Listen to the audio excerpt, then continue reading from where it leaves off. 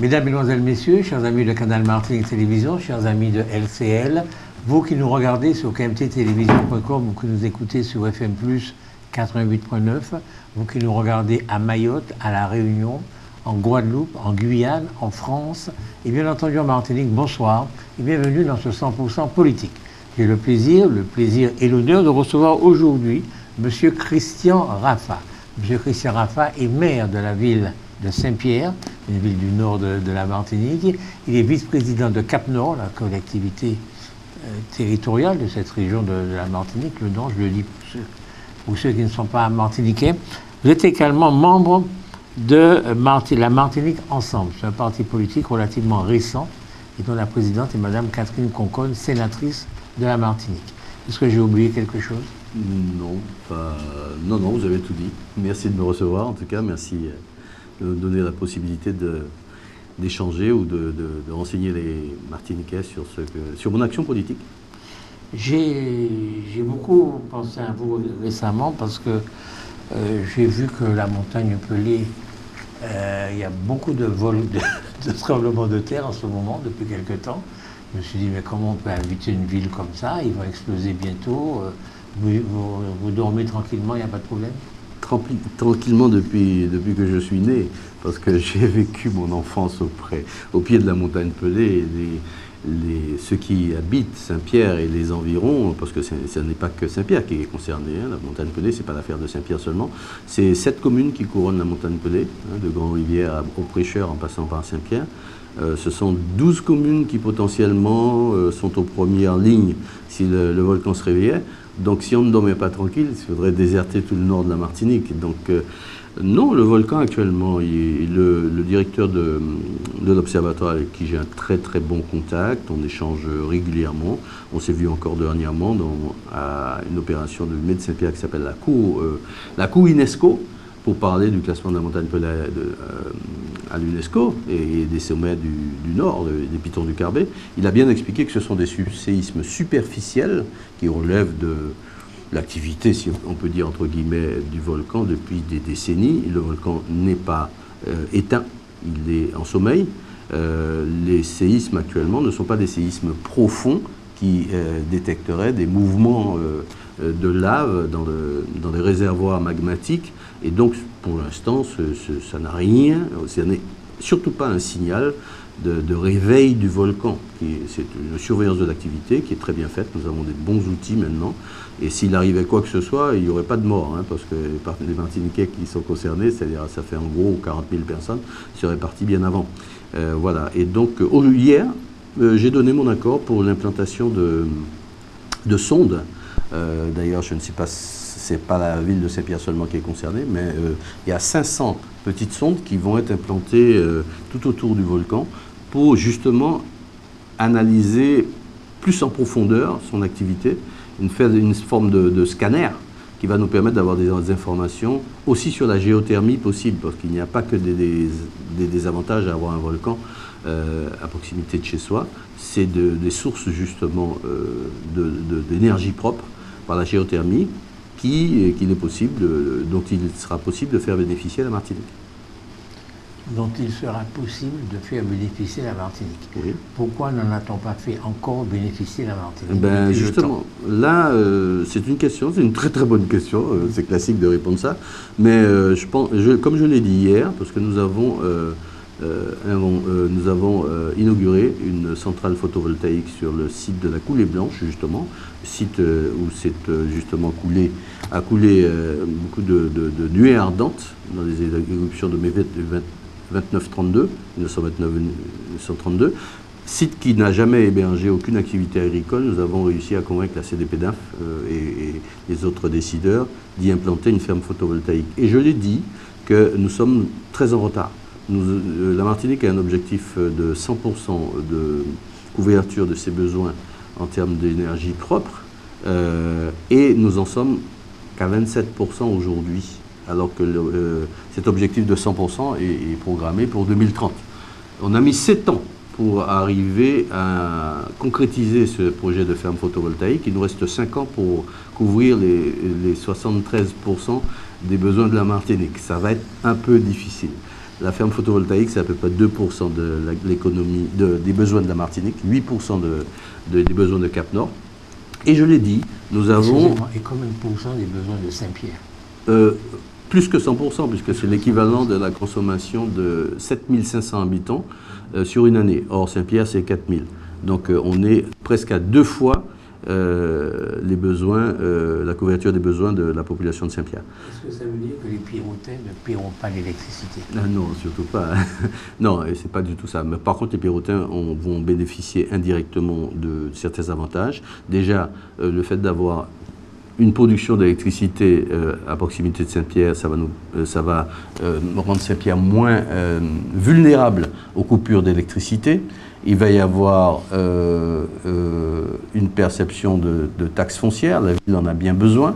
Il y a aussi une perspective de création d'emplois, peut-être pas directement pour Saint-Pierre, mais pour Martiniquais, ce sont 2 ou 3 emplois. 3 emplois qui vont être créés en maintenance. Ce sont des entreprises qui vont bénéficier aussi de l'activité de maintenance de cet ensemble, donc il y a un intérêt pour la Martinique. Voilà. Mais j'ai dit qu'il n'y avait pas que le soleil. Nous avons le vent, avec les éoliennes, nous avons la géothermie, et je viens d'en parler, c'est un écho balbutiement, et nous avons l'énergie marine motrice potentiellement, nous avons tout ce qu'il faut pour faire que la Martinique puisse être autosuffisante en matière de production et contribue à la sauvegarde de la planète. Et donc nous sommes très en retard. Donc j'ai dit que c'était aux politiques en tête, mais aux associatifs, aux associations qui protègent l'environnement, hein, qui sont des acteurs de cette affaire-là, et qu'il faut consulter, qui ont été consultés. Hier, nous avions, entre autres, à l'inauguration de la ferme photovoltaïque, le président de la Chambre d'agriculture, qui est venu reconnaître que c'était un projet innovant, puisque grâce à ce travail de revitalisation du sol qui a accompagné la plantation de la ferme photovoltaïque, nous allons y installer un éleveur, des ovins. Il y a des moutons déjà qui sont sous les panneaux solaires et qui sont en train de brouter. Voilà. Et nous allons y installer aussi une apicultrice. Donc ce sol qui n'a jamais reçu d'activité agricole parce qu'il était pauvre sur le plan de la fertilité et rocailleux, parce que c'est un sol volcanique, on est en train de le convertir en sol recevant des activités agricoles. Donc c'est un projet qui devrait être reproduit, à mon sens, sur d'autres endroits en Martinique. Effectivement, parce que nous ne sommes pas un grand pays. Et donc si vous prenez tout le sol de ce pays pour mettre des panneaux photovoltaïques, on est mal, hein, beaucoup parlent d'autosuffisance alimentaire. Et là, vous êtes en train de nous expliquer qu'on peut mettre des panneaux photovoltaïques tout en conservant l'activité agricole, entre guillemets. Et sur un sol qui était de caractère naturel, pouvant recevoir des activités de carrière, puisque ce sol n'a jamais reçu d'agriculture. C'est ça l'originalité. C'est-à-dire que en passant du plan d'occupation de sol de la ville de Saint-Pierre au PLU, plan local d'urbanisme, ce sol qui était caractérisé comme étant naturel, qui a reçu des activités de carrière, puisque la ferme photovoltaïque est implantée dans une fosse laissée par une carrière, avait été classé terre agricole. Or, ça n'était absolument pas utilisable comme terre agricole. C'est ça la différence. Je ne dis pas qu'il faut convertir, surtout pas le sol qui est déjà cultivé, etc., en ferme photovoltaïque. C'est pas du tout ça. Mais il y a certains sols qui ont des caractéristiques particulières qui pourraient recevoir des fermes, une production solaire, d'électricité solaire. Mais il n'y a pas que de solaire, je le dis encore une fois. Combien d'hectares? 4 hectares. 4 hectares. Et vous préférez ça que de voir des éoliennes au large de la Saint-Pierre? Je n'ai pas de préférence. C'est aux Martiniquais de dire ce qu'ils acceptent, qu'ils tolèrent. Je dis encore une fois, ce n'est pas une décision du maire, ce n'est pas une décision unilatérale non plus du porteur de projet. Il y a eu des consultations, il y a eu beaucoup de négociations. Je vous dis, ça a pris 7 ans. Donc beaucoup d'acteurs ont été partie prenante de cette opération et ça a été jugé acceptable. Donc effectivement, des opérations de ce genre ne sont jamais à 100%. Vous savez, les éoliennes, même terrestres, bon, il y a des contestations même en France, hein, hexagonale. Donc il faut trouver les équilibres, mais on ne peut pas avoir 100% d'avantage. donc les éoliennes au large de la Martinique. Si c'est peut-être très au large, si ça ne pose pas de problème aux Martiniquais et que ça leur apporte des avantages, c'est-à-dire une production d'électricité propre, ça n'est pas à moi seul d'en décider. Moi, je n'ai pas d'a priori contre ça, si vous voulez mon avis. Vous êtes né à Saint-Pierre. Je suis né à Saint-Pierre. Vous êtes Pierrotin. Ben oui, de toujours. Vous aimez Saint-Pierre. Oui, Vous êtes maire de Saint-Pierre. oui. Est-ce que vous aimeriez voir des éoliennes dans la baie de Saint-Pierre? Non, clairement non. Clairement non. C'est pour ça que je dis, si c'est quelque chose qui s'implante suffisamment au large et qui ne nuit pas à, disons, visuellement à la Martinique, moi je ne vois pas pourquoi on s'y opposerait. Mais ça, c'est mon avis. D'accord. Avis personnel. D'accord. La baie de Saint-Pierre, c'est une grande baie, c'est une petite baie, c'est une moyenne baie? C'est une rade, déjà. C'est une rade, d'accord. Ça veut dire quoi? Quelle différence entre une rade et une baie? La baie, il me semble que c'est plutôt... C'est plus protégé. La rade est relativement ouverte sur le large, donc ça permet de recevoir des bateaux, mais dans des conditions peut-être moins sécuritaires que la baie de Fort-de-France. Voilà, donc c'est une rade. Les spécialistes vous diraient plus précisément la différence. Mais je sais que c'est pas une baie. C'est pas une baie, d'accord. Est-ce que vous aimeriez voir des grands bateaux venir à Saint-Pierre? Non. Des bateaux de croisière, par exemple? Des bateaux de croisière, non, pas des grands bateaux. Nous ne sommes pas en capacité de recevoir des grands bateaux avec 3000 passagers. La gestion au sol de ces visiteurs serait... Pour l'instant, nous ne sommes pas prêts à ça. Nous ne sommes pas prêts à ça. J'ai vu ça dans des villes métropoles, à Villefranche-sur-Mer, par exemple, qui est une ville fortifiée, très compliquée, et ils ont réussi à mettre en place l'accueil de la croisière de grande capacité. Mais nous, non, je ne le souhaite pas. Nous sommes allés chercher la croisière parce que c'est une clientèle qui est nécessaire, qui est intéressante pour les commerçants. Même les marchands vendent aux croisiéristes des choses telles que les épices, bref, des liqueurs, des choses comme ça. Bon, voilà. Donc c'est une clientèle susceptible de nous apporter une activité économique. Des magasins de souvenirs, le musée, le mémorial a une grande partie de ces touristes qui y vont. Mais ce sont des petits bateaux, des bateaux de capacité, ça commence à 150, 200 passagers, ce sont des yachts de luxe. Déjà un haut pouvoir d'achat, c'est un tourisme de niche. Jusqu'à 800 passagers, c'est le bateau qui a la plus grosse capacité, 800 passagers. Donc, ce tourisme que nous souhaitons à Saint-Pierre, c'est ce tourisme-là, qui est un tourisme émergent, qui ne cherche pas du clinquant, du bling-bling. On ne va pas les impressionner parce que ce sont des gens qui ont quelquefois... des semaines qu'ils payent sur le bateau. Je me suis laissé dire que la semaine pouvait aller jusqu'à 10 000 €. Donc ce sont des gens qui ont un pouvoir d'achat conséquent et qui n'aspirent plus à être au bord d'une piscine avec un cocktail à la main et de s'être émoussé sur la musique le soir. Ça, c'est pas cette catégorie. Ce tourisme-là vient chercher l'expérience humaine, la découverte du pays sous l'angle de son histoire, de sa culture, du patrimoine, voilà, de vivre l'expérience que ça représente. C'est ce tourisme-là qui nous intéresse et que Cap Nord développe, puisque c'est ce qui va être le cas pour la montagne Pelée. Nous ne souhaitons pas un tourisme voilà, d'être débordé par un tourisme qui va porter atteinte au pays en termes de... Nous voulons un développement durable et ça participe de ça. Mais ce tourisme, je ne le veux pas que pour Saint-Pierre. Je souhaite qu'il puisse être utile à tout le Nord Caraïbe. Mais aussi, c'est un marketing du tourisme martiniquais que nous avons là. C'est-à-dire que ces touristes qui y viennent, ils passent une journée, ils vont avoir envie, si nous les accueillons bien et que nous leur faisons découvrir le pays, ils vont peut-être revenir en tourisme de séjour et ça va profiter à toute la Martinique. Donc nous participons à l'économie touristique de la Martinique sous cet angle-là. Saint-Pierre, c'est combien d'habitants? Alors je précise qu'il y aura peut-être un ancrage qui sera mis pour des navires un peu plus importants, mais voilà, mais c'est pas un tourisme de masse que nous souhaitons sur Saint-Pierre. Vous voulez des gens riches. Vous voulez à Saint-Pierre des gens riches. Tant qu'à faire, le tourisme pour moi c'est un apport de devises.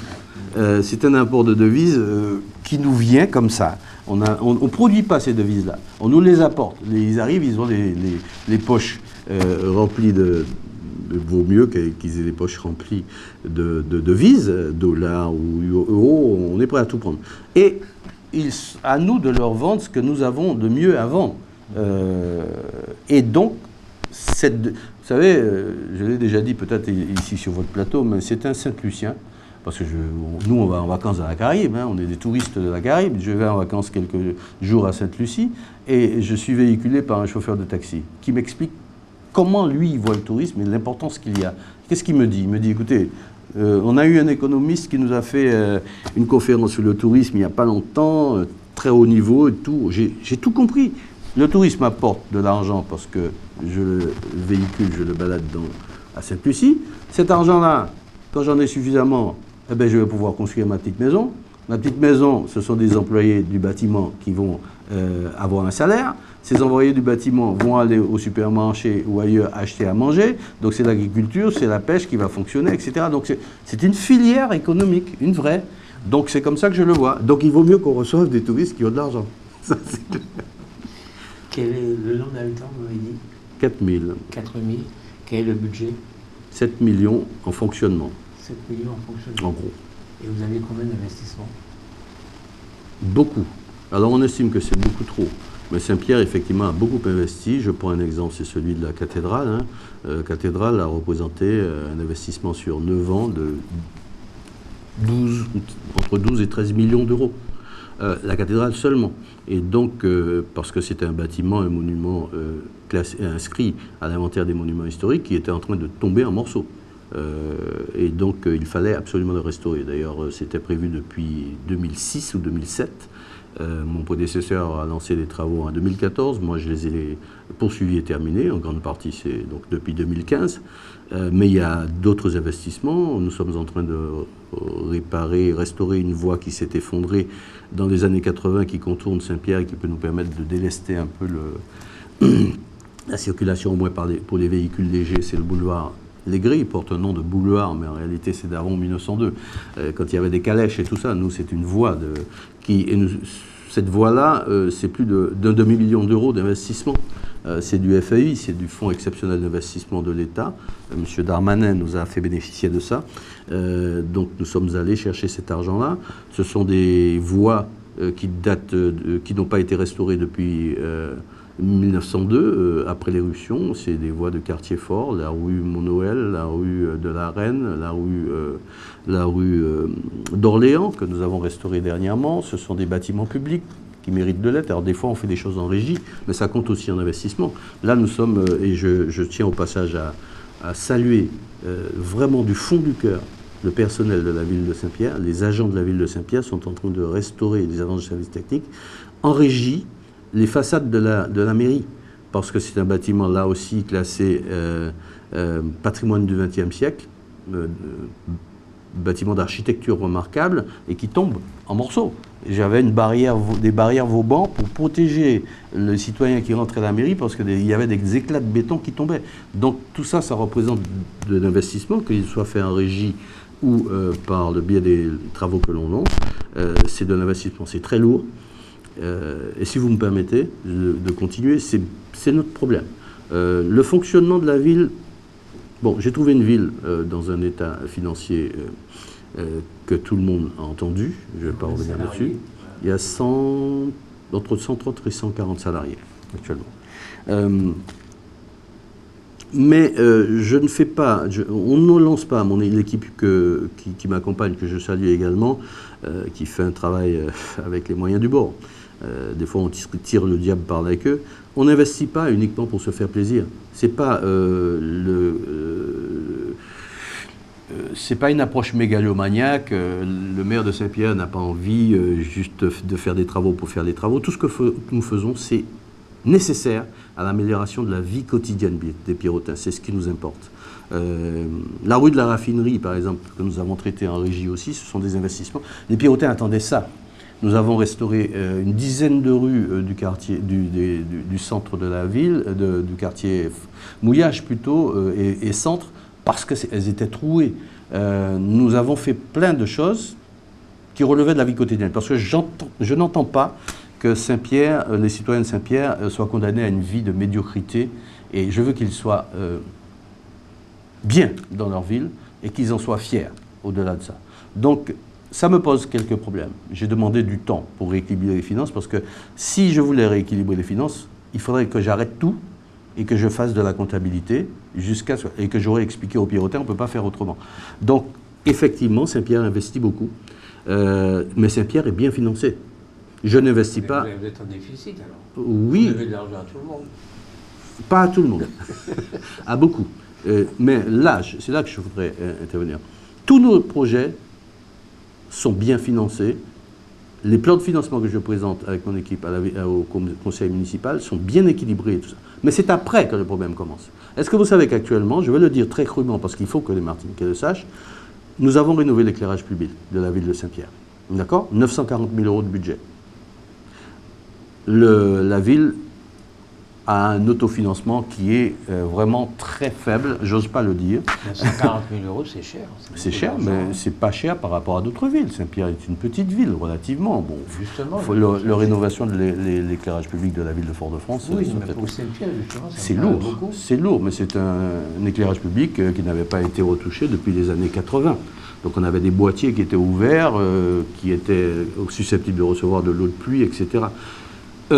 Figurez-vous qu'il y a des factures qui ont été remontées en septembre 2023 pour recevoir les financements européens qu'il y avait en face. Septembre 2023. À ce jour, mai 2025, 13 mai 2025, je n'ai toujours pas reçu en redescente les subventions qui sont versées après qu'on ait réalisé des travaux. On parle de remonter des factures, des dépenses si vous voulez, et on doit recevoir des subventions qui couvrent ce chantier. À ce jour, on n'a toujours pas reçu les subventions. Depuis 18 mois. Comment vous payez les salariés? Les salariés... Les entreprises, je veux dire. Dieu merci. En ce qui concerne les salaires, c'est sécurisé, donc on arrive à payer les agents, on arrive à faire fonctionner la ville. Mais effectivement, j'ai des délais de paiement. Comme on me le reproche, après on me dit oui, vous avez des délais de paiement trop élevés. Mais je ne paye pas avec de l'argent. Ce n'est pas une entreprise privée. On ne génère pas de l'argent en allant. On lance des chantiers parce que je vous ai dit, j'ai l'obligation de lancer certains chantiers. Ce n'est pas un choix. C'est quelque chose qui est nécessaire à la vie des Pierrotins. Parce que c'est ça qui m'importe.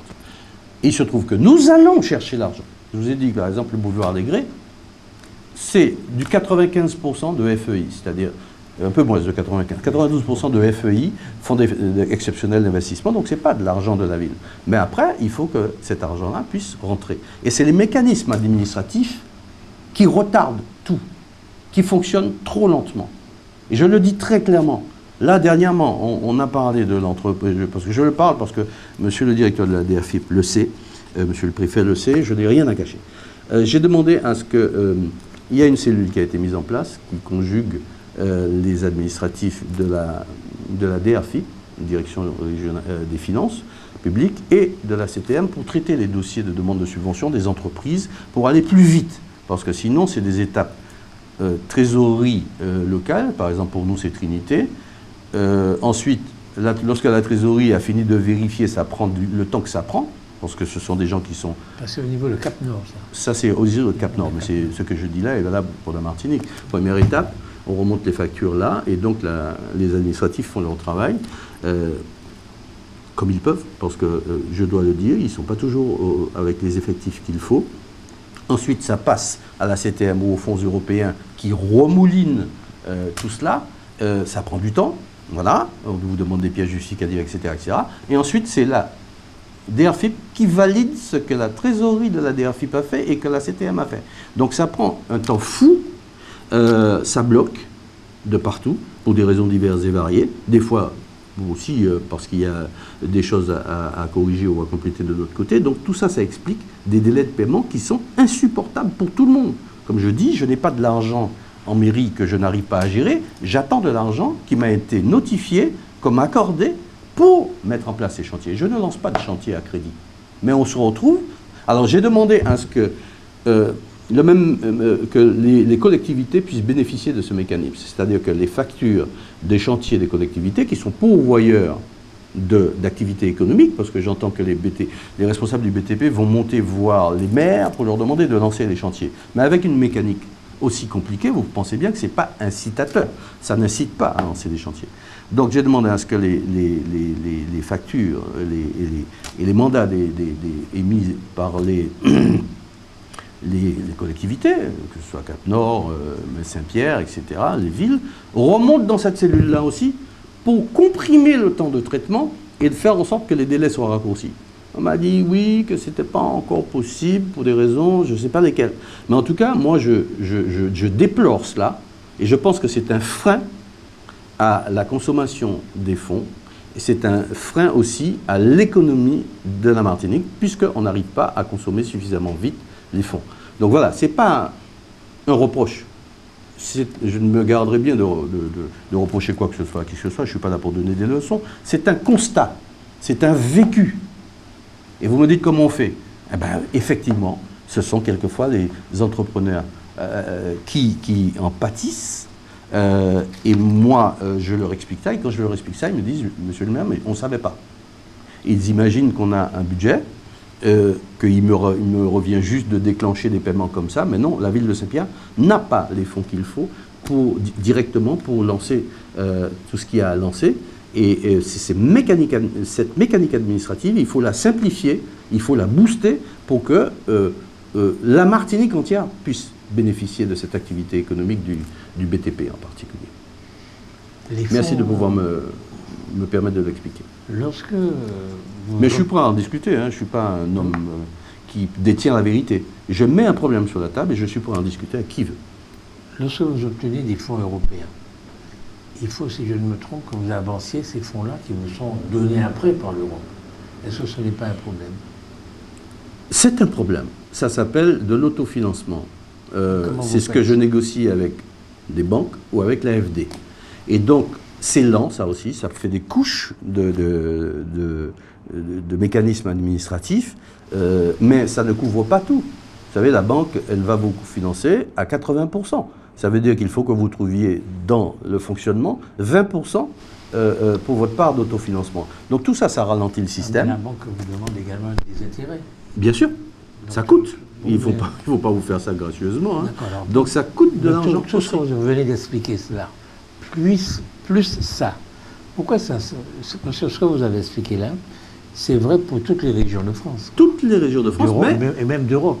Mais peut-être que des régions anticipent cette organisation-là. On m'a dit que dans le territoire d'outre-mer, par exemple, ça fonctionne plus vite à La Réunion. Donc il nous faut adapter notre fonctionnement à la complexité européenne, mais il se trouve que je me suis laissé dire que la France rajoute une couche de complexité par-dessus la complexité européenne. Donc, c'est pas une priorité alors. Pourquoi? Parce que depuis que l'Europe existe, j'entends ce genre de problème. Pourtant, moi je pense que ce serait une priorité. Vous savez quoi? J'ai entendu dernièrement, vous savez, je m'occupe de Saint-Pierre, mais de temps en temps quand même je dresse l'oreille, j'essaie d'entendre ce qui se passe ailleurs. J'ai entendu très rapidement sur une chaîne nationale que je crois que c'est le Portugal et non pas l'Espagne. Le Portugal, son économie est l'une des plus dynamiques de l'Europe en ce moment.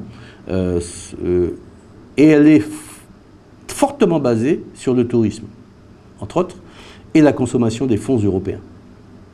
Donc, moi je pense qu'il y a quand même des choses à prendre peut-être en exemple. Allez voir ce qui s'y passe, comment on fait. On ne peut pas inventer l'eau chaude, mais en tout cas, j'ai entendu que ces deux critères-là, le tourisme et la capacité de consommer les fonds européens, est à l'origine du dynamisme économique actuel du Portugal. Pourquoi pas la Martinique? Et il n'y a que des vieilles personnes qui habitent à Saint-Pierre. Non, quelques jeunes. Dieu merci, il y a des enfants aussi dont l'éducation est une forte préoccupation pour moi. C'est un territoire qui est pauvre chez les pauvres. Je m'explique. Il faut vous expliquer, là. La Martinique est à, en gros, une trentaine de pourcents, 33%, je crois, de taux de pauvreté. C'est-à-dire nous sommes 33% des Martiniquais vivent en dessous du seuil de pauvreté français. En France, c'est 14%. Eh bien, à Saint-Pierre, c'est 43%, d'après les chiffres de la CAF. Donc nous serions à 10 points au-dessus de la moyenne de pauvreté martiniquaise. Donc vous imaginez bien les familles en souffrance, une proportion de familles monoparentales. Tout ça n'est pas favorable à un contexte qui mette les enfants dans une situation favorable pour leur devenir. Donc, et là non plus, j'accepte pas cette fatalité-là. C'est pas parce qu'on est pauvre qu'on est condamné à l'échec et à rester pauvre. Il nous faut, et nous Martiniquais nous le savons, nous sommes tous issus, pour beaucoup en tout cas, d'une misère sociale à l'origine. Ça ne nous a pas empêché de trouver, pour pas mal d'entre nous, nous avons de brillants intellectuels, nous avons des gens qui ont réussi dans tous les domaines, par l'école, par l'éducation. Et là, je suis préoccupé par ça, parce que les enseignants que j'ai l'occasion de rencontrer lors des conseils d'école, de l'école maternelle ou de l'école élémentaire, sont très inquiets, voire quelquefois déboussolés par l'évolution du comportement des enfants. Mais ça résulte aussi de l'éducation, qui est quelquefois défaillante, parce que les parents n'ont pas toujours les moyens ou les leviers qu'il faut pour accompagner les enfants. Tout le travail ne peut pas être fait par l'enseignant. Et là aussi, c'est une source aussi de difficultés pour le maire de Saint-Pierre, qui est appelé par les enseignants à renforcer l'encadrement périscolaire pour leur permettre d'enseigner dans de bonnes conditions, parce qu'ils ne peuvent pas courir après des gamins turbulents, qui quelquefois, c'est pas qu'à Saint-Pierre, des gamins qui sont perturbateurs et qui, à 3 ou 4, perturbent toute la classe et qui hypothèquent l'avenir de toute la classe, parce que, voilà. Donc, ils nous demandent de renforcer l'encadrement, mais l'encadrement, c'est du personnel. L'encadrement, c'est du personnel, c'est de la masse salariale. Et de l'autre côté, on me dit « Ah oui, monsieur le maire, il faut réduire la masse salariale, parce que vous êtes en déficit. » Qu'est-ce que je fais? Alors j'explique aux enseignants, car l'enseignante qui me demande de rajouter une ATSEM, c'est-à-dire une tati, dans sa classe, pour en mettre 2, parce qu'elle devient impuissante, elle ne s'en sort pas. Et moi, je lui dis « Écoutez, vous en avez déjà une, je suis au-dessus de ce que la loi m'impose, avec un regard un peu désapprobateur de l'administration et du préfet, et vous me demandez de rajouter encore. Non, ça ne va pas être possible, je suis obligé de dire non.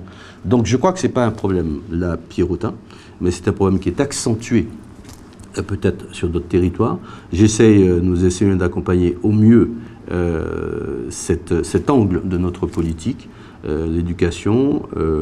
Nous avons une politique qui est bien formatée, qui est renforcée parce que nous avons une convention territoriale globale avec la CAF qui nous finance une partie des salaires de notre chargée de la politique de l'enfance et de la jeunesse.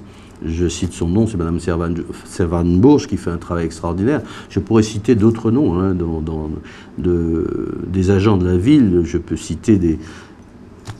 Ça me fait un peu de peine de perdre un agent qui était formidable, très engagé, M. Alain Annette, du côté des services techniques, qui faisait tout avec les moyens du bord. Il est relevé maintenant par une jeune dame. Il est parti à la retraite. Pendant que j'étais absent. Et donc je vais le revoir pour que l'on marque ce départ, mais il est remplacé par une jeune femme qui s'appelle Mme Mélanie Montabor, que nous allons... Tous ces agents, que ce soit à l'état civil, avec Mme Mélézan, Monsieur Mélézan au service technique, tous ces agents et les agents des espaces aériens se défoncent. Là, j'ai eu des félicitations, par exemple, nous sommes en train déployer le MED Saint-Pierre, mais mes agents sont partout, la police municipale avec Mme Brianto et ses agents, tout le monde s'engage, tout le monde. Je ne veux pas aller plus loin parce que je vais citer toute la mairie, mais voilà, donc, comment dire, je suis préoccupé par cette chose-là. J'ai perdu un peu le fil, excusez-moi. Qu'est-ce qu'il y a comme activité économique à Saint-Pierre? Vous avez parlé donc du BTP grâce au chantier que vous avez ouvert. Est-ce qu'il y a d'autres chantiers qui se mettent en place? À part les commerçants qui travaillent un petit peu avec les touristes, qu'est-ce qu'il y a comme activité économique à Saint-Pierre? Nous avons les activités des carriers, qui embauchent quand même du monde et qui produisent. Malheureusement, ça ne rapporte pas grand-chose à Saint-Pierre. Carrier, c'est quoi? C'est un producteur de matériaux qui fournit les matériaux, 60% des matériaux du BTP qui permettent de faire les routes et autres en Martinique viennent des carrières de Saint-Pierre. Donc ça n'est pas rien, ça nous vaut aussi cette pollution par les microparticules, c'est la poussière, c'est les camions qui traversent la ville. Je souhaite qu'on nous mette en place à terme le transport maritime des matériaux. Je sais qu'ils sont prêts à en discuter. Bon, maintenant, nous avons des administrations qui sont aussi des activités qui permettent d'embaucher du monde. Mais en dehors du tourisme, qui se décline, parce que moi je ne vois pas le tourisme juste pour les hôtels, on n'en a pas beaucoup, pas assez d'ailleurs, mais c'est de l'activité économique, c'est les restaurants qui fonctionnent, c'est aussi la pêche, l'agriculture qui en bénéficie, ce sont des consommateurs, les touristes. Il y a beaucoup de croisiéristes qui viennent à Saint-Pierre, qui arrivent à Fort-de-France, oui. Qui font des randonnées, qui les emmènent à Saint-Pierre, et tout ça. Oui, qui passe à Saint-Pierre, qui ne reste pas assez longtemps. Moi, je pense que c'est le tourisme de séjour qui est le plus lucratif, entre guillemets, pour un territoire, mais on bénéficie quand même du flux des touristes qui arrivent à l'aéroport, qui arrivent par des bateaux de croisière, qui passent à Saint-Pierre, qui achètent, qui sont au marché de Saint-Pierre, ils adorent ça, ils viennent manger dans les restaurants de Saint-Pierre. Oui, l'activité touristique martiniquaise bénéficie assez puissamment à Saint-Pierre. Oui, oui, oui. Est-ce que les gens sont encore les touristes, c'est-à-dire, si on va en Martinique, il faut qu'on voit Saint-Pierre? Absolument, absolument. C'est une porte d'entrée du tourisme martiniquais qui n'est pas encore suffisamment valorisée. Je me réjouis que l'office communautaire de Cap-Nord fonctionne et a une de ses antennes dans la maison de la Bourse, Place Bertin. Et donc, ils m'ont dit, par exemple, que c'est un flux de 25 000 personnes qu'ils ont vu passer à la maison de la Bourse. Tous les touristes ne passent pas à la maison de la Bourse l'année dernière. Et nous sommes en train de démarrer seulement. Donc, ça veut dire qu'il y a un flux. Le mémorial a atteint pour la première fois son niveau d'équilibre l'année dernière, le mémorial, parce que c'était 50 000 pour l'équilibre. Hein. Il y a quand même 5 personnes qui travaillent dedans, 4 équivalents temps plein, donc tous les frais de fonctionnement qu'il faut découvrir. À cause du Covid et tout ça, ils avaient eu une activité en baisse, et là, ils ont atteint leur niveau d'équilibre l'année dernière, 52 000 visiteurs. Donc tout ça, c'est de l'activité économique. Vous voyez, par exemple, le mémorial, c'est 5 personnes qui travaillent dedans. D'accord, c'est à titre d'exemple, mais ce sont des transporteurs qui en bénéficient. Donc pour moi, je crois beaucoup. C'est pas, on ne va pas faire une centrale nucléaire à Saint-Pierre. Hein. Ce qu'on a à vendre de mieux, c'est ce que nous a légué l'histoire. Le patrimoine, l'histoire, c'est aussi le patrimoine immatériel. C'est la restauration, c'est l'animation musicale. Voilà. Donc pour moi, c'est de l'activité économique qu'il faut bien prendre en compte. Les forces vives d'un pays, c'est les gens de 35, 40 ans, etc. Est-ce qu'ils sont donc bons à Saint-Pierre? C'est ça que je veux un petit peu savoir. Non, malheureusement, à Saint-Pierre, comme toute la Martinique, vieillit. Et donc, nos jeunes, justement, il faut qu'on se préoccupe, justement, par l'angle du développement économique. Parce que quand on se désespère de la violence ou autre, etc., il y a un traitement court ou moyen terme, c'est le développement économique pour donner d'autres canaux d'espérance et d'expression à cette jeunesse. Je parlais de l'éducation et tout ça, mais ça c'est à long terme, parce que là aussi, c'est une source potentielle de déboire et de déshérence à long terme. Donc il faut être à la source, mais aussi, il n'y a pas que ce qui est à mettre en place face à cette montée de la violence, à savoir que cette montée de la violence, elle est repérée aussi à Marseille, à Paris, à Nantes, à Rennes, partout. Et donc pourquoi la Martinique serait à l'abri de ça, et s'il y a un traitement, j'ai envie de dire, curatif à mettre en place. Et le préfet, je crois qu'il a rencontré le maire de Fort-de-France, il s'est mis au travail là-dessus. Mais pour moi, le gros problème de cette fuite de matière grise, de cette jeunesse, de cette énergie, parce que j'ai vu partir de Saint-Pierre des personnes qui n'étaient pas forcément très jeunes. Hein. J'ai vu une dame, je ne citerai pas son nom ici, mais ça m'a fait de la peine quand elle est venue m'annoncer qu'elle partait. Elle avait 52 ans. Elle avait encore des enfants en bas âge. Elle est partie comme ma mère est partie dans les années 60, à 55 ans, parce qu'il y avait aussi un problème de perspective à ouvrir pour ses enfants. Cette dame, Pierrottine, est partie à 52 ans avec ses 3 derniers enfants. Elle est allée où? Dans l'Hexagone, je ne sais pas très bien où. Oui, elle est partie en Hexagone pour s'ouvrir d'autres perspectives. C'était une grosse travailleuse. Un jour, je l'ai prise en stop. Elle était, quand je travaillais encore, j'étais entre Lorrain et Saint-Pierre, je l'ai prise en stop à la croisée du Poteau, c'est ça. Elle revenait d'une plantation de bananes à Basse-Pointe. Et elle était en train de faire du stop à la nuit tombée. Il pleuvait à ce carrefour. Quand je l'ai vue, j'ai freiné, j'ai fait marche arrière, je l'ai prise, elle me dit « Ah, monsieur le maire, je te remercie. Tu vois, il pleut, heureusement que tu m'as pris en stop parce que mes enfants m'attendent pour un chocolat pain au beurre, parce que chaque fois qu'il pleut, je leur fais un chocolat pain au beurre. » Elle a appelé ses enfants pour dire « Le maire m'a pris en stop. » Vous voyez, voilà encore un problème. Ça démontre que cette dame-là, qui était courageuse et tout, se voyait freinée par des problèmes de transport qui n'existaient pas. Maintenant, Martinique Transport pallie un peu à cette carence, mais à l'époque, il n'y avait pas Martinique Transport. Et pourtant, elle allait jusqu'à Basse-Pointe travailler sous la banane. Donc on ne dit pas que les Martiniquais sont feignants, mais au bout d'un certain temps, désespérée, elle a pris son billet d'avion avec ses 3 enfants et elle est partie. C'est une source, une force vive de la Martinique qui est partie. Il n'y a pas que les jeunes brillants que nous formons et qui malheureusement restent après leurs études supérieures là-bas. Donc c'est toute la dynamisation de l'économie martiniquaise sous tous les angles, et nous avons des atouts pour ça, qu'il faut activer pour que notre population puisse trouver sa place et que ceux que nous souhaitons voir revenir puissent revenir également. D'accord. Vous êtes maire de Saint-Pierre depuis quand? Depuis combien de temps? 2015. 10 ans exactement cette année. 10 ans. Vous allez vous représenter? Écoutez, j'ai envie de dire que je n'aime pas cette formule, mais je suis presque réquisitionné par beaucoup de Pierrottins qui me disent « Monsieur le maire, tu as commencé un travail, il faut que tu puisses continuer à le faire. » Voilà, moi je n'aime pas jouer l'homme providentiel ou celui qui est absolument indispensable, mais il se trouve qu'avec l'équipe qui m'accompagne, nous avons lancé beaucoup de choses et je n'ai vraiment pas envie de voir Saint-Pierre faire marche arrière. Donc nous avons un gros problème qui est celui des finances. Je suis en dialogue avec l'État actuellement, le préfet, pour signer un 2e plan quorum. Nous avons trouvé une situation désastreuse. Nous la corrigeons au fur et à mesure parce que je ne veux pas hypothéquer l'avenir de Saint-Pierre et de ses habitants uniquement pour cela. Je pense qu'il faut que l'État accepte sa part de responsabilité dans cette affaire. Ça n'est pas moi qui ai mis Saint-Pierre dans cette situation-là.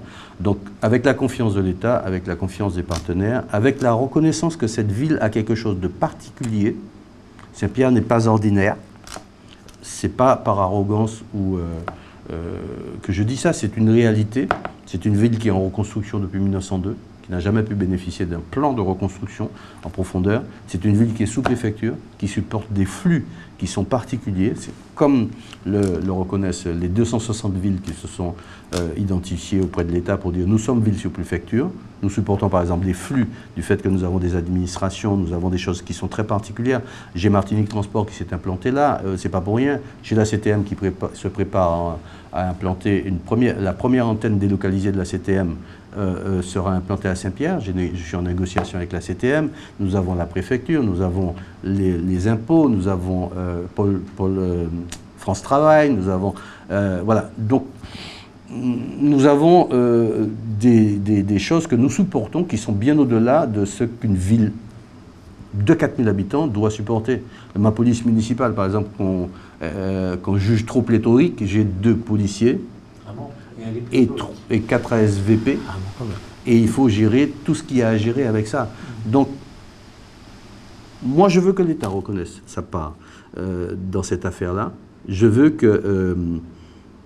qu'on puisse mettre en place un plan d'accompagnement de cette ville qui lui soit particulier. Et donc, c'était déjà le cas du Grand Saint-Pierre, ça a été raté, mais c'était dans cet esprit-là que j'avais, avec Manuel Bonnet, travaillé à la mise en place du Grand Saint-Pierre. Mais maintenant on n'a pas optimisé cela. Donc, oui, je suis prêt, même si ça me coûte, à titre personnel, en énergie, quelquefois en investissement personnel. Vous seriez ennuyé si vous n'aviez rien à faire. Je me serais ennuyé? Oui. C'est pas faux. C'est pas faux. Mais j'aurais trouvé d'autres choses. J'aimerais bien voyager. J'aimerais bien lire un peu plus. J'aimerais bien avoir un peu plus de temps pour moi, pour mes enfants et autres. Mais bon, il se trouve que l'investissement pour la collectivité, pour une population qui en a besoin, c'est aussi une satisfaction et quelque part le sentiment d'être utile.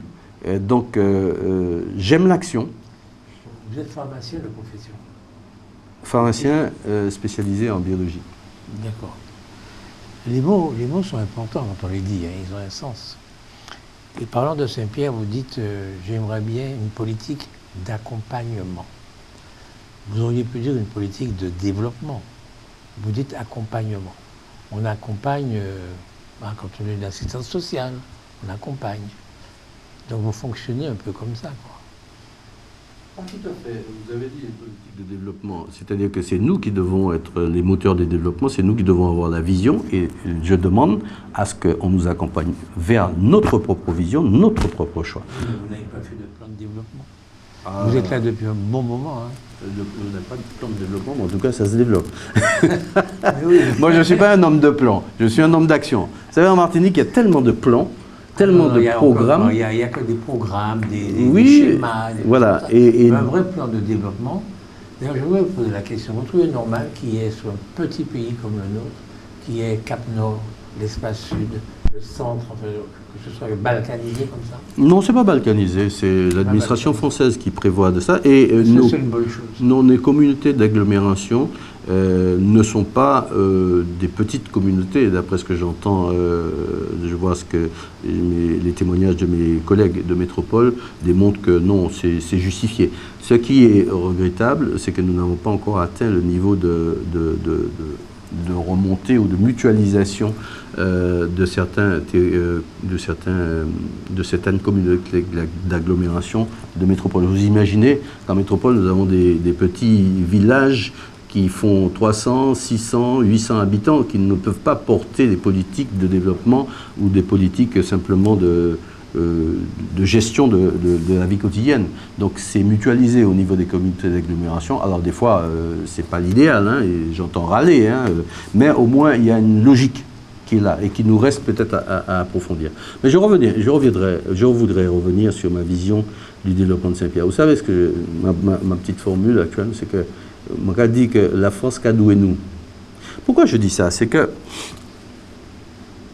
Saint-Pierre... vous avez bien dit la France? La France? Parce qu'en général, vous dites la métropole. Là, vous allez changer. Pourquoi? Vous m'avez fait la remarque déjà. La France, c'est globalement... Hein, oui, cadeau et nous. Parce que Saint-Pierre a contribué à faire la France. C'est pas Saint-Pierre seulement. Je m'explique. Le préfet Robin, en arrivant, m'a découvert, il y avait un petit pot pour son arrivée. Quand il a entendu que j'étais le maire de Saint-Pierre, « Ah, monsieur le maire de Saint-Pierre, qu'est-ce que je suis heureux de vous rencontrer. Est-ce que vous savez que j'ai découvert par une brochure du Figaro que Saint-Pierre fait partie des 100 lieux qui ont fait la France ?» J'ai sursauté. Et donc, il m'a dit, écoutez, je vais vous faire avoir cette brochure. Cette brochure, je l'ai dans mon bureau. Il y a plein de villes qui ont été des tournants dans l'histoire de France, et Saint-Pierre a été inscrit par les journalistes du Figaro dans les 100 lieux qui ont fait ça. Ils ont mentionné seulement l'éruption de la montagne Pelée et les 28 000 morts. D'accord? Mais ils auraient pu aussi parler de ce que Saint-Pierre était avant. c'est-à-dire de hub économique de la France coloniale, l'un des hubs économiques les plus puissants de la France coloniale de l'époque, qui ont enrichi toutes comme vous le savez, les villes portuaires de Nantes, de Saint-Nazaire, de Bordeaux, etc. Et qui ont apporté énormément de richesses à la France, qui ont contribué à la richesse de la France de l'époque. Le mieux placé pour le savoir, c'était l'ex-maire de Nantes, Jean-Marc Ayrault, ex-premier ministre, qui est venu passer trois jours de son temps personnel à Saint-Pierre dans le cadre de la promotion de la fondation dont il a la présidence, la fondation de la mémoire de l'esclavage et des abolitions. Je l'ai rencontré à Saint-Pierre, je lui ai fait découvrir tous les lieux qui ont marqué l'esclavage et l'abolition à Saint-Pierre. Lui, il sait ce que Saint-Pierre a rapporté à sa ville, que les grandes familles, beaucoup de grandes familles nantaises sont riches de ce commerce triangulaire, mais aussi les épices et autres. Là. Nous avons été importants dans l'histoire de France. Nous sommes français depuis 1635. Nice ne l'est que depuis 1864, je crois. L'Alsace et la Lorraine aussi. Donc nous avons contribué à construire la France. Et en retour, qu'est-ce que nous avons? Un regard très distancié. Quand nous arrivons en France, on a l'impression d'être toléré, d'être un peu machin. On ne sait pas trop ce qu'on fait là. Honnêtement, vous n'êtes pas à l'aise en France. J'ai pas dit ça. Vous avez dit que on s'appelle sur vous tolère. Vous n'êtes pas à l'aise. Non, je vais être très très vraiment. C'est que les Français ignorent, ou on ne leur a pas appris, comme nous, on nous a appris ici l'histoire des Gaulois et des Romains, on a oublié d'apprendre à la France, c'est pas moi qui le dis, ce sont des amis français de l'Hexagone qui disent on ignore ces histoires-là. On ne sait pas l'histoire coloniale de la France. Parce que la France a peut-être mis cette histoire sous l'été noir parce que ça la dérangeait, mais il se trouve que c'est l'histoire. Je ne suis pas un revanchard. Je ne me demande pas ce qu'ils appellent vous savez, se mettre à genoux, là, comme on dit ça déjà, de la repentance, parce que les Français actuels ne sont pas ceux qui nous ont esclavagisés, il faut dire esclavisés, c'est bien, on joue avec les mots, mais qui nous ont... c'est pas les mêmes, Fanon l'a dit, mais il y a une reconnaissance. Nous ne sommes pas là par hasard, nous ne descendons pas de Mars, ou de machin, nous sommes partie prenante, et donc il faut que cette reconnaissance aille jusqu'à reconnaître que ces territoires-là, et là je reviens à ma casquette de maire de Saint-Pierre, je ne souhaite pas, et je l'ai dit d'ailleurs au président de la République quand il est venu en 2018 à Saint-Pierre, que Saint-Pierre n'est pas une ville d'art et d'histoire exotique ou tropicale, c'est une ville d'art et de l'histoire de la France. Et donc à ce titre, il devrait y avoir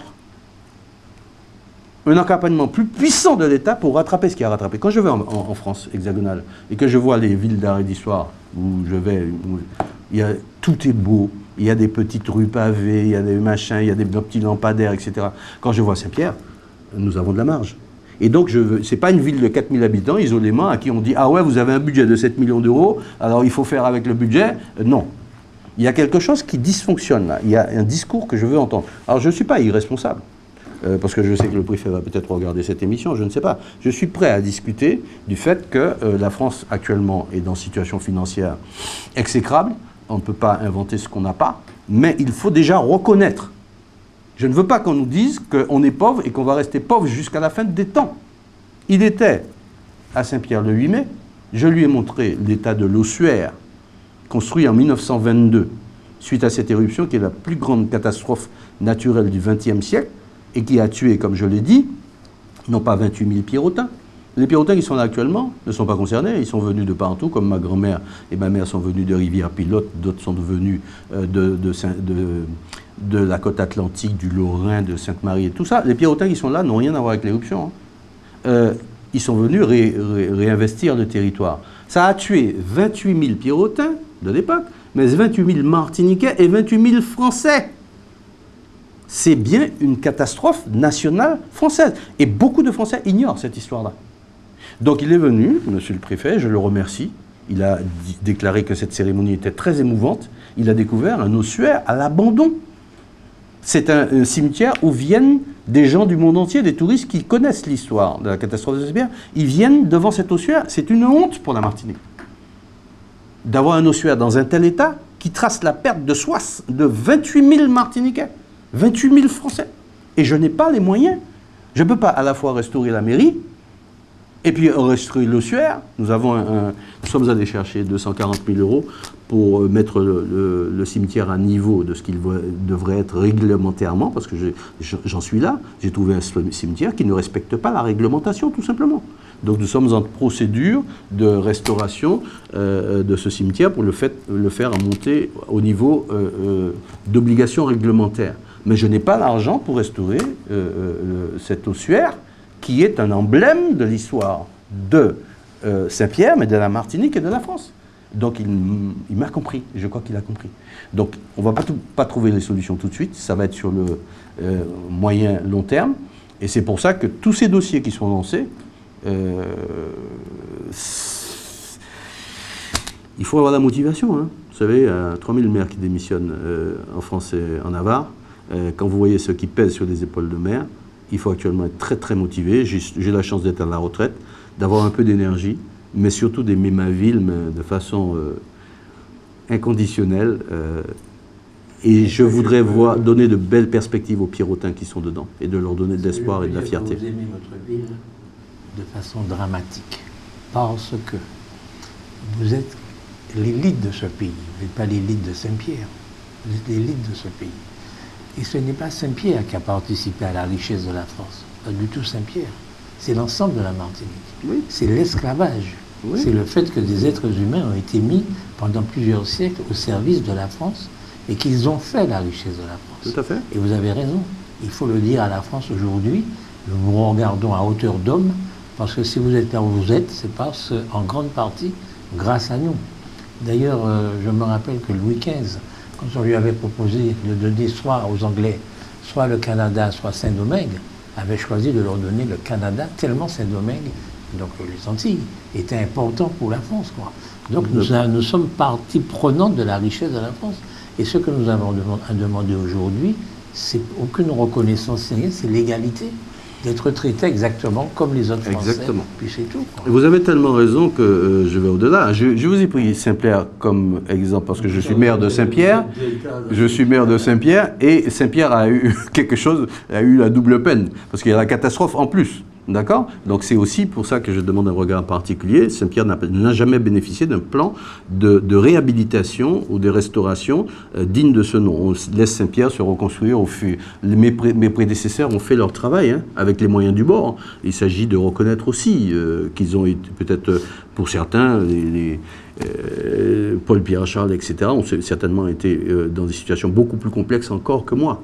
Voilà, mais c'est la Martinique, mais c'est aussi tous les pays qui ont été colonisés par la France. Je vais même au-delà. Pourquoi, si on voulait, si on nous dit par exemple, ah ouais, mais vous êtes en train d'aligner des mots, faire du verbiage. Non, on a du concret. Pourquoi la France a demandé cette espèce de dîme, comment on pourrait appeler ça, une espèce de rançon à Haïti pour l'autoriser à être indépendante? C'est parce que la France y perdait énormément. Et c'est une somme monstrueuse qui a été demandée à Haïti, qui trace le fait que ces îles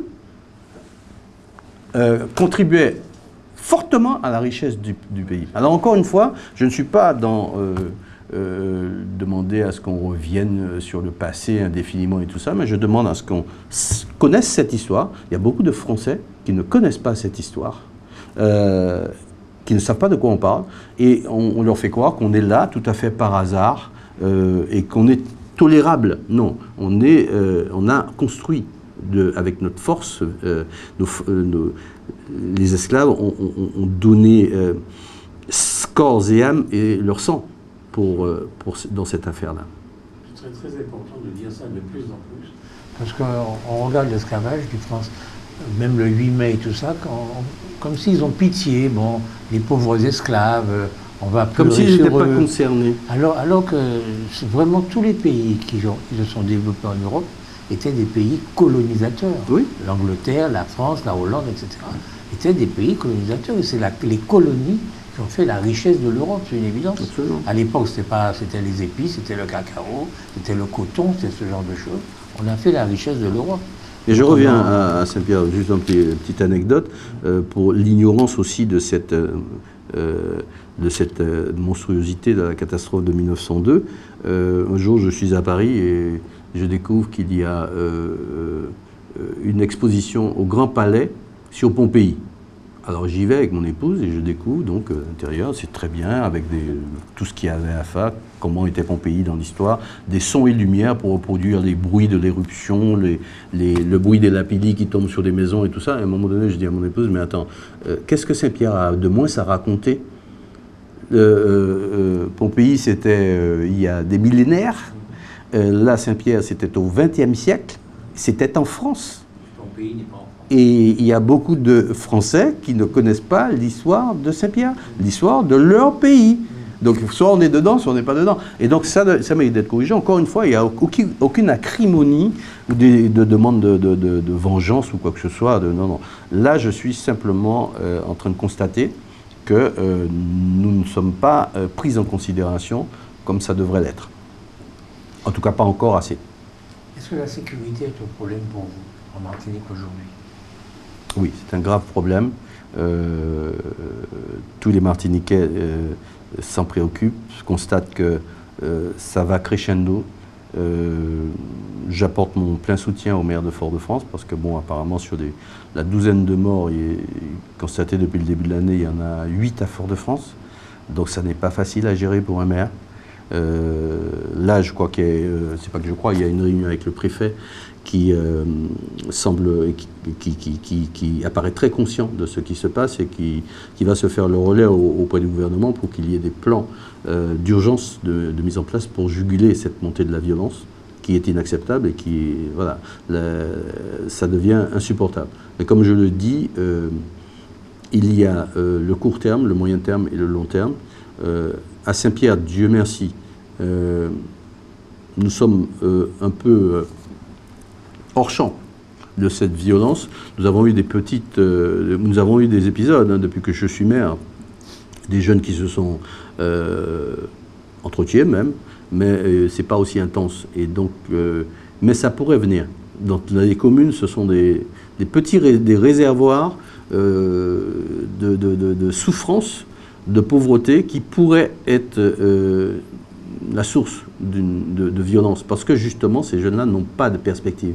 Déjà, ils n'ont pas eu l'accompagnement scolaire, et donc ils se retrouvent dans des situations de désespérance, ils peuvent se laisser tenter par... donc il faut aller en prévention maintenant, à ce niveau-là.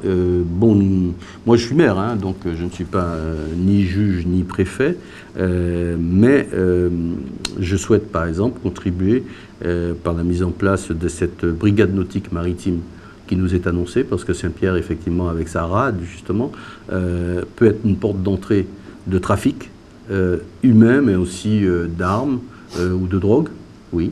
Et il faut mettre en place, contribuer à cette surveillance de nos côtes, qui sont des portes d'entrée de tous ces trafics-là. Pour donner un exemple concret, l'un de mes colistiers, de mes élus, Gaspard Ferrati, a dû une fois alerter la douane elle-même, lui-même, parce qu'il y avait un bateau de plaisance, qui ressemblait à un bateau de plaisance, qui était accroché à une bouée, d'ailleurs qui n'était pas la bonne, c'était une bouée de plongée à l'époque, qui indiquait les épaves. Depuis 12 jours ou 15 jours, de façon très bizarre, signalée par des Perrottins en disant, monsieur, on a su après qu'il y avait des petits allers-retours de nuit vers la rive, en fait. Et donc, de toute évidence, la douane est allée et a trouvé des personnes qui étaient en situation irrégulière, c'est-à-dire des étrangers. Ce n'étaient pas des migrants, c'était des gens qui étaient là, positionnés certainement comme intermédiaires de trafic quelconque, on ne sait pas lequel. Donc ils sont restés plusieurs heures à bord en train de contrôler tout ce qu'il y avait. Donc ça a l'air banal, mais voilà ce qui peut nous arriver et qu'il faut absolument corriger tout de suite, juguler tout ça. Ok. Pourquoi vous parlez de brigade nautique? C'est une brigade de gendarmerie nautique qui a été mise en place par le général Vaquette avant qu'il ne parte, parce que c'est stratégiquement, Saint-Pierre nous a expliqué, était donc une position stratégique pour la surveillance de toute la côte nord Caraïbe. Voilà, c'est un positionnement, voilà, qu'il a jugé stratégique. Vous avez suivi la guerre d'Ukraine? Pas spécialement, enfin je sais pas, je suis comme peut-être beaucoup d'autres personnes que moi, mais pourquoi cette question? Ah là, vous me causez une colle. Mais non, mais vous savez, vous n'avez jamais autant entendu parler de drones que pendant la guerre d'Ukraine. Oui, bien sûr, C'est une évidence, bien quoi. sûr, c'est une évidence. Alors pourquoi en Martinique on parle de brigade nautique lorsqu'on a découvert l'existence des drones et ce qu'ils sont capables de faire? Je veux dire que vous, Martiniquais, vous êtes un maire de Saint-Pierre et vous venez de le dire, vous êtes très impliqué dans ce trafic. Parce que le problème, c'est pas qu'il y ait des délinquants, c'est que les délinquants soient aujourd'hui mieux armés que les forces de l'ordre. C'est ça le problème, des kalachnikovs. Donc c'est extrêmement dangereux. Pourquoi est-ce que vous, Martiniquais, nous ne réfléchissons pas nous-mêmes à comment faire? Vous m'avez parlé du général, de la préfecture, du gouvernement. Pourquoi vous n'avez pas un plan, quoi, pour protéger notre pays? C'est pas. Alors, c'est pour. Le politique que vous êtes, c'est pas votre travail, à votre avis. À mon niveau, je ne suis pas décideur. Je peux suggérer, je peux attirer l'attention, je peux soutenir. Effectivement, j'ai soutenu l'installation de cette brigade nautique à Saint-Pierre, puisque bon, on m'a consulté. Mais attendez, je pense qu'il n'y a pas de solution unique et absolue qui va régler le problème. Je pense que les drones peuvent être dans la combinaison d'outils, parce que les drones, une fois qu'ils ont repéré le navire au large, qui est-ce qui va y aller? Ce sont des gendarmes qui vont y aller, donc ça peut partir de Saint-Pierre et aller plus vite. Moi, je ne suis pas gendarme, lui, il a jugé que... Vous savez, il a même réinventé les gendarmes à cheval. Ça peut paraître désuet, ridicule, mais il nous a expliqué pourquoi. Pourquoi? Il a tenu une réunion au Carbet, j'étais pas le seul invité, tous les maires de la côte, et il nous a expliqué l'évolution des choses en Martinique. Il nous a dit, mais il faut comme les nègres marrons, les trafiquants. Ils savent que les voitures, tout ça, ne peuvent pas aller, donc ils descendent dans des fonds, dans des mornes, ils montent dans des mornes, ils descendent dans des fonds, ils restent là, personne ne peut aller les chercher. Eh ben, il a remis les gendarmes à cheval, parce qu'à l'époque, c'était une façon d'aller chercher les brigands dans les mornes. Donc voilà, donc ça paraît désuet, ça paraît vintage, mais pour autant, ça correspond à une nouvelle façon de gérer cette plaie qui est le trafic. Ils ne sont pas plus bêtes que nous, ces trafiquants vont se... Ça, c'est pour économiser les hélicoptères, quand même. Oui, non, mais il nous a expliqué que l'hélicoptère ne sert à rien. Les gars sont même dans le champ de Cannes, par exemple, ou dans un champ comme ça, il nous a expliqué que être au-dessus du cheval, ça permet d'avoir une vision plus... voilà. Mais je ne pense pas qu'il ait fait ça tout à fait à la légère. Il a réfléchi avec ses collègues, avec comment dirais-je, les gendarmes, et ils ont jugé que c'était intéressant. Oui. Excusez-moi, Michel Lapen. Tous les gendarmes du monde peuvent me donner une solution. Ça ne m'interdit pas, moi, de réfléchir aussi. Bien sûr. C'est ce que je vous demande à vous, élus martiniquais. Pourquoi nous ne réfléchissons pas nous-mêmes à nos problèmes? Pourquoi c'est toujours les préfets, les gendarmes, etc. Pourquoi est-ce qu'il n'y a pas... Voilà, on a un vrai problème de sécurité en Martinique. Vous vous rendez compte, à 7h du matin, on est en train d'en tirer de la kalachnikov à Fort-de-France. Et puis, on va voir le préfet. Ils en ont rien à foutre, ces gens-là, en réalité. Je ne peux pas dire ça, non. Je ne vais pas laisser dire ça. On peut y réfléchir, mais qui est-ce qui a les moyens?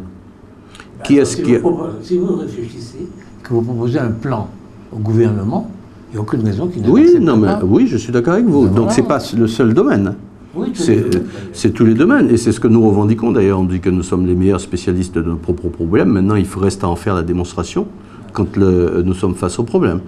Malheureusement, nous n'arrivons pas assez souvent à anticiper. Nous sommes devant à chaque fois ce qu'on appelle en médecine du curatif, c'est-à-dire que le problème est là, on essaie de le gérer, mais on ne l'a pas anticipé. Et c'est ce que je regrette aussi dans certains domaines. Mais je ne suis pas là pour donner des leçons, hein. Je suis faillible aussi. Vous êtes là pour donner des leçons. Attendez, vous avez fait des études supérieures, vous êtes martiniquais, vous êtes l'élite de ce pays, c'est votre responsabilité. Pas vous contenter de dire, bon, ben, on va réparer les pierres de Saint-Pierre. Bon, c'est bien. Il faut le faire.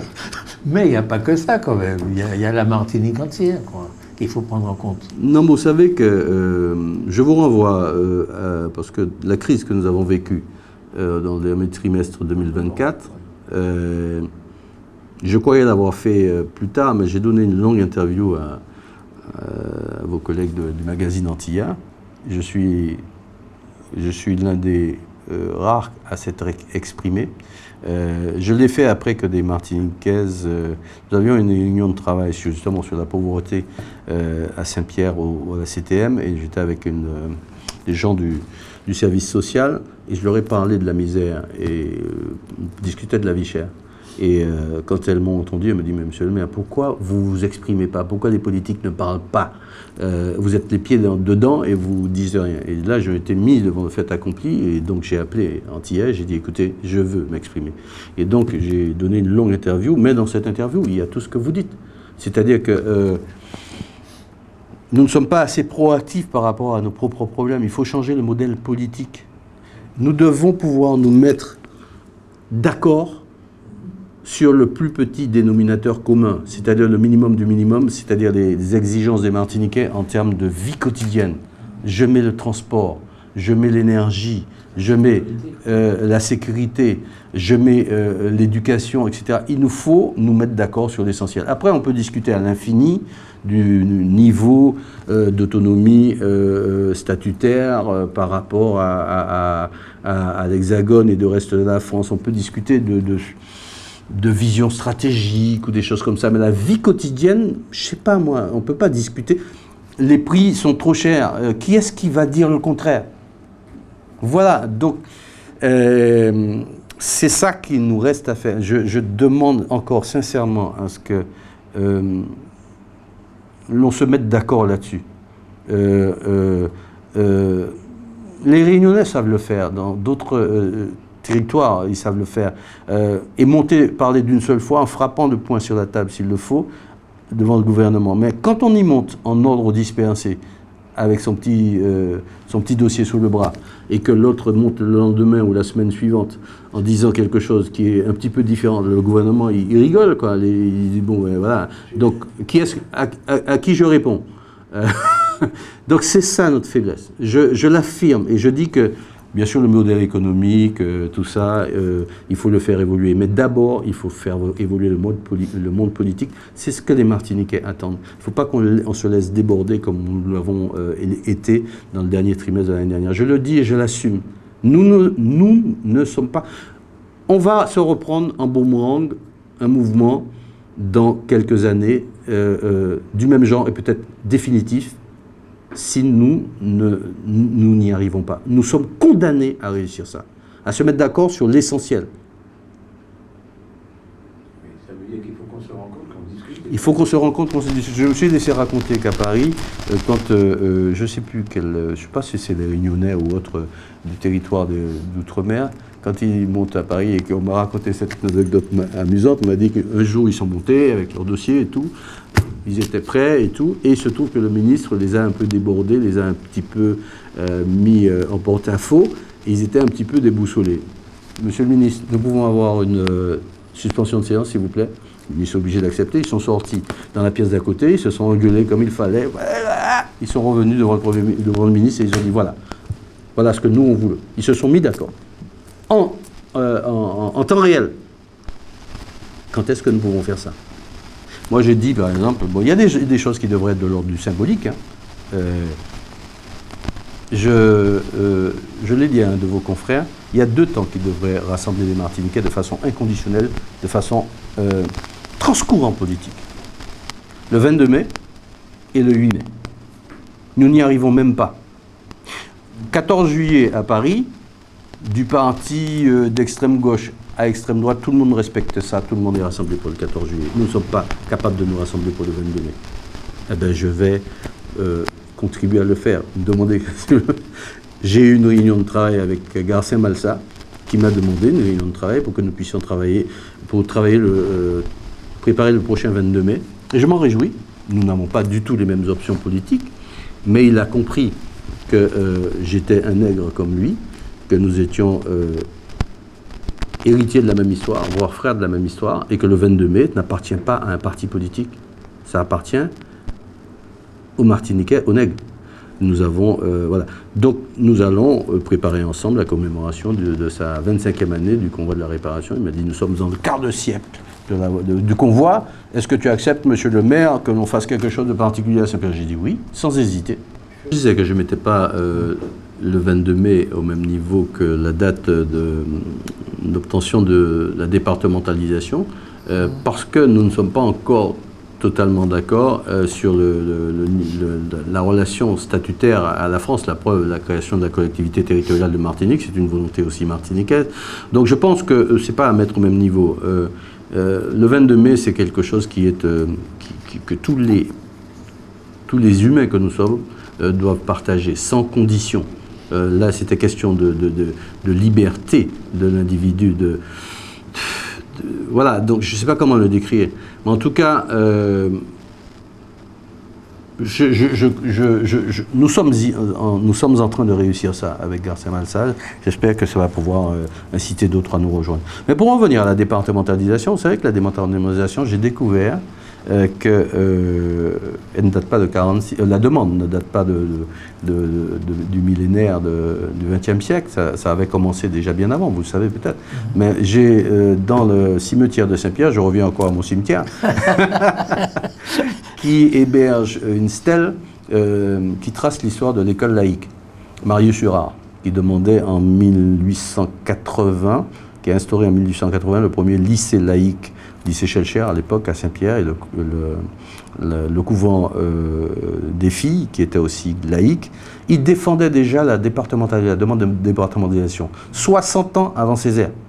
Donc Césaire arrive avec le Guyanais, enfin bon, il n'était pas, je veux dire, c'est les députés qui ont demandé la départementalisation, et ils arrivent en fin d'une demande, enfin en bout de course d'une demande qui avait commencé bien avant eux. Donc c'était effectivement une demande martiniquaise. Mais il se trouve que très rapidement après, Césaire s'est rendu compte que la départementalisation était loin d'être égalitaire. C'est-à-dire qu'on était département entièrement à part. Donc ça mérite effectivement d'être encore un combat. Parce que c'est ça qui fait que jusqu'à maintenant, on n'est pas encore tout à fait d'accord. Ce statut reste à finaliser. C'est pas moi qui le dis, je ne suis pas le seul à le dire. Donc nous avons ce combat à mener, puisque les Martiniquais ont décidé que l'indépendance, ça n'était pas leur choix. L'autonomie, ils ne savent pas trop de quoi on parle. Ils sont martiniquais, mais ils sont français. Ils l'ont dit, même à travers la crise du dernier trimestre. Est-ce que nous sommes français à part entière, oui ou non? Ils veulent, pour l'instant, qu'on les reconnaisse comme égalitaires par rapport aux Français de l'Hexagone. Donc, à nous, leurs représentants, d'aller. Et là, c'est là que je ne suis pas d'accord avec ceux qui, tout en se revendiquant indépendantistes ou je ne sais quoi, vont à l'Assemblée nationale française s'asseoir avec les autres députés de français. Voilà. Donc c'est quelque chose, une position ambiguë qui déroute justement le Martiniquais. Là, c'est au Martiniquais de demander la clarification, c'est pas à moi. Ok. Ce que je veux dire, c'est que en 1848, de 1848 à 1946, c'est-à-dire en 100 ans, nous avons plusieurs générations de Martiniquais et de Martiniquaises qui nous ont pris, alors que nous n'étions même pas des hommes, nous étions les outils du maître, et nous ont fait de nous l'égal du maître en droit, en moins de 100 ans. C'est une victoire extraordinaire que personne ne fête, en fait. Comme si ça n'existe pas. Or, vous connaissez ça, parce que vos parents ont dû sortir de là où ils sont sortis pour faire de vous ce que vous êtes aujourd'hui. C'est pas rien comme victoire, quand on sait de là où ils sont partis. Je trouve ça extraordinaire. Et c'est dommage que nous ne fêtions pas cette victoire-là. C'est peut-être la seule victoire que notre peuple ait vraiment eue. C'est l'esclavage, c'est une victoire, oui, mais elle nous a été beaucoup donnée, hein, alors que celle-là de donnée. Oui, parce que nous étions... La Deuxième République avait aboli l'esclavage, quoi, en 1794. Napoléon l'a remise, etc. Bon. Mais enfin, Schellcher y a été beaucoup, quand même. on a été aidé. Alors que là, cette génération-là, pendant 100 ans, s'est vraiment battue pour nous envoyer à l'école, pour nous donner à manger, pour faire de nous ce que nous sommes aujourd'hui. Et nous n'avons aucune reconnaissance, on n'en parle pas. Vous savez pourquoi? Parce que votre génération et la mienne, quand on a fini nos études, c'était l'époque de la décolonisation. Et donc nous sommes embarqués dans ce truc-là. Et puis voilà, donc on ne peut pas être pour la décolonisation et rendre hommage à des gens qui étaient départementalistes et assimilationnistes. Et donc voilà pourquoi on n'en parle pas. Vous connaissez aussi bien que moi le problème, peut-être mieux. Oui, vous voulez dire quoi? Et puis on arrête l'émission. Non, je suis comment dire, sensible à ce que vous dites. Ce combat-là est à mener, les choses sont à clarifier. Mais je vous dis, il y a le quotidien aussi dont on doit s'occuper. Et c'est peut-être aussi en donnant satisfaction au Martiniquais dans sa vie quotidienne qu'il va se sentir bien dans sa peau et qu'il va dire, ben voilà, maintenant je suis vraiment français. Je vous ai dit, ça rejoint le combat qui a été mené au dernier trimestre. Hein, donc, et moi, je pense que ce choix de l'avenir, je l'ai dit et je le répète, n'appartient pas seulement aux Martiniquais, c'est aussi aux Français. Je l'ai dit dans le cimetière lors du 8 mai, le préfet est à côté de moi, je lui ai dit, écoutez, si un jour nous arrivons à ce que souhaitent certains, à l'indépendance, maintenant qu'on arrive à convaincre le Martiniquais que la Martinique indépendante sera plus favorable à ces conditions de vie quotidienne que la Martinique actuelle. Si on y arrivait, ce ne serait pas les Martiniquais qui perdraient la France seulement, ce serait aussi la France qui perdrait une partie d'elle-même. Parce que nous sommes partie prenante de tout ce qu'a été la France par le passé. D'accord. Donc vous êtes d'accord avec moi que le mot indépendance aujourd'hui, on n'en parle plus. Il n'est pas d'actualité. Il n'est pas d'actualité. Mais certains continuent à... Oui, mais enfin, il y en a toujours quelques-uns. Endosser, à au moins apporter le costume, à défaut plus de 60 ans, au bout de 60 ans, on peut reconnaître que bon, ben, ça n'a pas marché. Hein. Je veux dire que en an 2025... Je n'ai pas cette demande, en tout cas, en ce qui concerne les Martiniquais dont j'ai la responsabilité en tant que maire. Moi, de plus en plus, on ne parle plus d'indépendance dans ce pays, qu'on le veuille ou non. Merci, M. Christian Raffa, d'avoir été à cette émission. Vous êtes maire de Saint-Pierre. Oui. Merci. En tout cas... Vous êtes membre de Cap-Nord, vous êtes vice-président oui. de la communauté d'agglomération Cap-Nord. Juste une dernière petite question, mais si vous pouvez répondre en 1 minute. Alors, la Martinique ensemble, elle est autonomiste, elle est indépendantiste, départementaliste, elle est quoi? Cette idéologie de la Martinique ensemble, votre parti politique? Vraiment très elle est dans le réel. Elle essaie de réfléchir pour comment dire, répondre aux questions vraiment du quotidien des Martiniquais. Elle est dans le réel, elle est pragmatique. Elle n'a pas de problème. Pas d'idéologie de type indépendantiste, autonomiste ou autre. Elle est en plein dans le réel des Martiniquais et elle tente au mieux de se préparer à y répondre. Merci beaucoup. Je vous en prie. Merci Jordan Adélaïde pour votre réalisation. Merci de nous avoir été fidèles. On se donne rendez-vous la semaine prochaine si vous le voulez bien. Merci, M. Raffa. Merci beaucoup.